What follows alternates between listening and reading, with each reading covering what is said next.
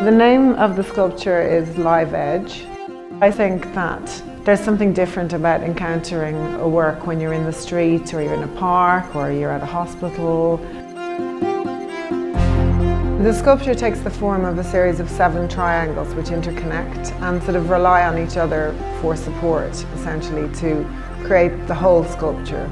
It holds its own within the space, within the landscape, and yet it doesn't block anything. It's not stopping anything else from happening, but it's really intensely holding its own space. I love the complexity of the forms, the idea, the notion that she had these 7 triangles and that each one sort of fit within the other, but yet there was a bit of a precarious balance between all of them, and they seemed to somewhat defy gravity. You couldn't automatically tell how they're interlocked and how they support one another. That sense of connection, of objects relying on each other for support is really important to my practice.